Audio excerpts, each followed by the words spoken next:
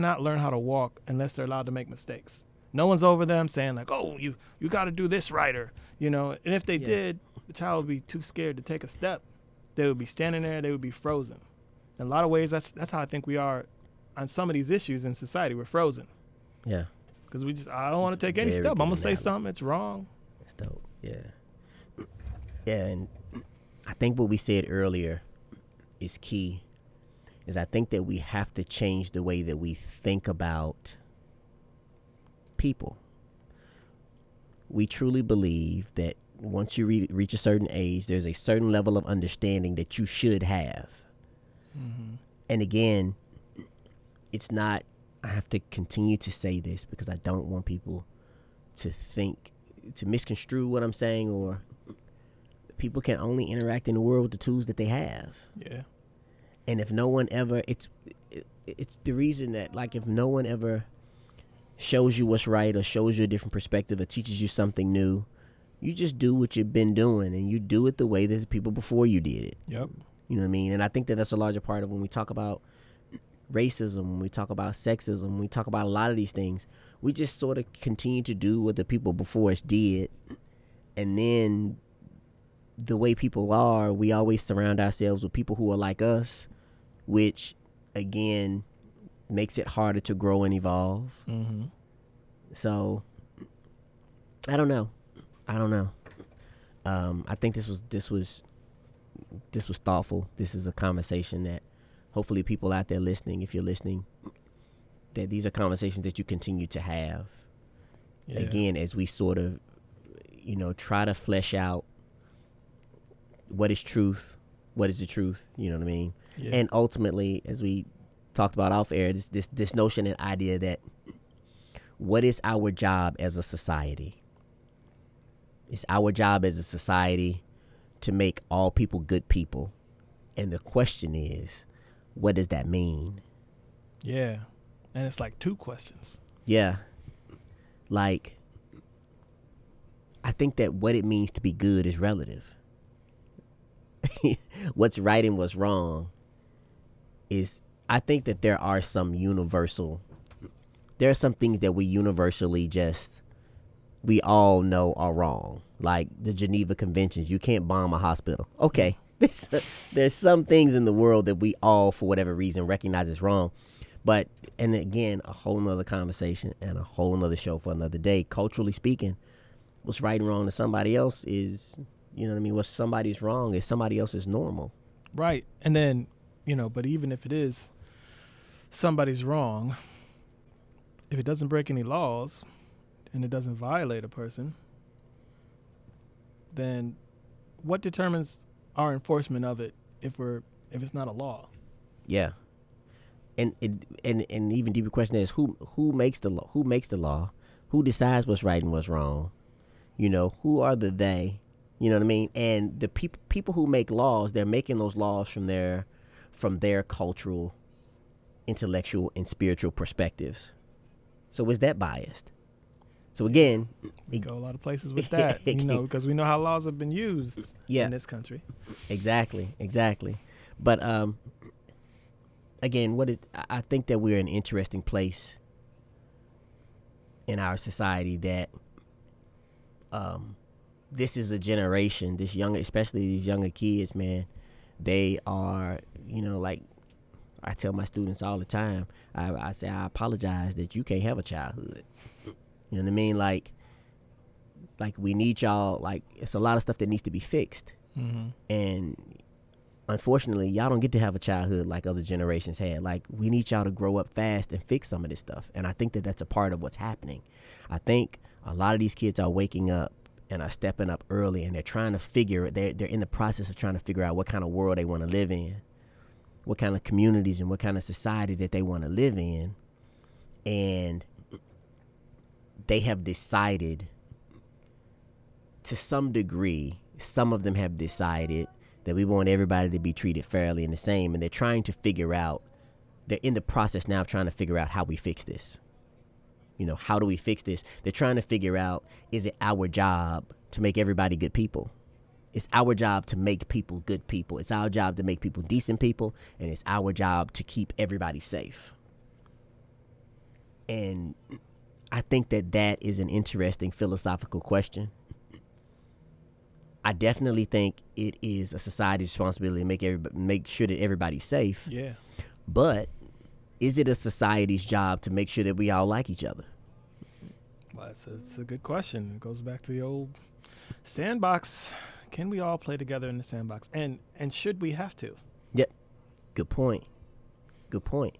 Like, keeping everybody safe and making sure that everyone has equal rights and everybody liking everybody might all be mutually exclusive. And I wonder, again, while we're on this journey to make sure everybody's equal and to make sure that everyone has the same rights and that everyone is equal, I wonder if I wonder if a natural part of that process is to try to make everybody good people. And the question is, should we do that? Should that be a part of but because, again, what it means to be a good person and what is right might be relative. I don't know. Right. But then in line with that, once somebody decides that, society, whoever it is, there's a consequence if you're not. Good point. Very good point. So I don't know. All something to think about. Who would have known Donald Trump Jr. would have spurred? Again, it's good stuff. It'll be interesting to see what happens with Joy. Yeah. Especially because it wasn't. And again, if those of you out there listening, if you go and you look at the picture, I've had some ambiguous feelings because it wasn't traditional. Yeah. Yeah, a lot of times, it's either racist or it's not, and you see it and you can identify it. It kind of gave you mixed feelings when you saw it. It definitely, at the very least, probably was maybe a little bit culturally insensitive if you wanted to pull that out. But was it blackface? Was it racist? Should she have to apologize for it? And again, should we give people leeway to make mistakes? Should we give people leeway to grow and evolve? I think it's interesting when it's political season to hear some of these people running for office, some of these politicians, they will bring up stuff that the other person did 20 years ago. And it literally will change and shape the way people think about who they're going to vote for. And it's just like, that was 20 years ago, that was 30 years ago, that was 40 years ago. I just think that's interesting because it's also like, who do we give that out? You know what I'm saying? Because I just keep thinking of a number of examples in my head about people that had some of these controversies, but they were doing some other things, so it wasn't a big deal. Yeah. Like, who gets the pass? Yeah. Should they get a pass, and then who gets that pass? That's interesting. I think it did. Again, another show for another day. Depends on how productive you are. Depends on how much money you make society. Depends on how many touchdowns you run. Mm-hmm. Maybe. I think it all depends on your space and place in society. Yeah. Like I said, there are some, and no knock on athletes. There have been some athletes that have done some horrible things. Yeah, there are. Horrible. But, I can remember that Nike ad that they had with Tiger Woods. And when he started, everybody knows Tiger's situation, what happened with him a while ago. And when I think he won the Masters or he won a major, and they came out with an ad, and they like Nike, and they said winning changes everything. But it does, though. And people completely forgot about all the infidelity and everything bad he did. Like, once he started winning, we completely didn't care about what he did. So my question is, and again, I don't think that this says anything about him. This says something about us. Yeah. What does it say about people? What does it say about communities and societies? Like, do we really care about justice? Or you know what I'm saying? Like, what is it that, again, who gets the pass? Who gets a pass and why? Yeah. And I think that if there's something about actors and entertainers in America, that's an American cultural thing, though, I think.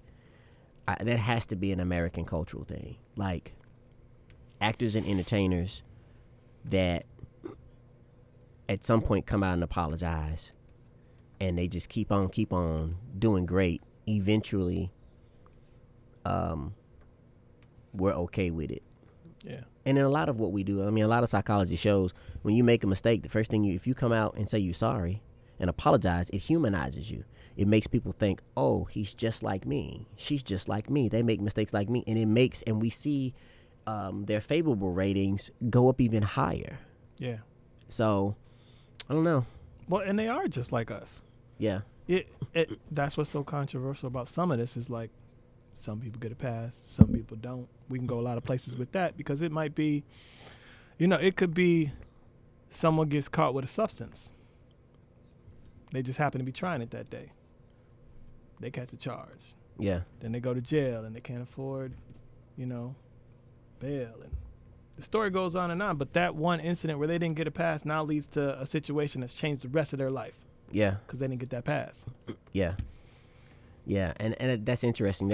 I think it's interesting when I teach family dynamics and stuff, like something that you will find people who are not well off, very quickly they try to teach their kids the way the world works. Mm-hmm. Like sometimes they will parent in a way to teach you, look, it's my way or the highway in this house. Because that's how the world is. There are rules and regulations.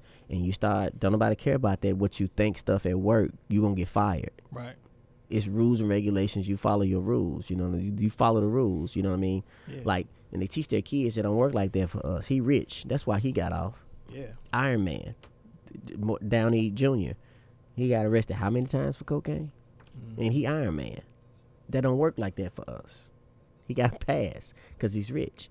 You know what I mean? So, like, but again, other topics for another day. You know what I'm saying? Like, but I wonder about that. I wonder, like, does that influence some of these situations where if it's affecting a group that hasn't got a pass, and this is a person coming from a group that usually gets a pass, where it's more like, no, they don't get a pass. So-and-so didn't get a pass. That just kind of like puts more fuel behind it regardless of what the offense is because that's just the life that's been lived. Those are the cards that have been dealt for that group. So why shouldn't it be somewhat equal? Yeah. And now we getting into what is privilege. You know what I'm saying? I was joking with somebody the other day. I said, man, I said, look, privilege don't bother me. I'm just trying to figure out how to get some of my own. You know what I mean? I'm trying to figure out how to get some so I can help my people out and help the people out around me. Like, I don't knock people. It's weird how, like, people truly are true haters.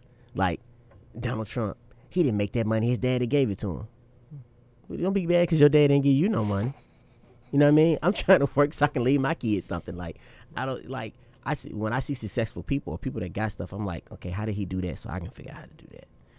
You know what I mean? But again, it's just a different type of mentality. Like, I don't sit around and I don't get mad. I don't get sore. I don't get upset. I'm like, how can I get some privilege so I can help out the poor people around me? Yeah. Everybody poor, not just black people poor, white people poor, anybody. Like, how can I help out poor people in some kind of way? You know what I mean? How can I build some privilege or get some privilege or get something so I can help the people around me? Like, that's how just can sort you of be a bridge. Yeah. But it's always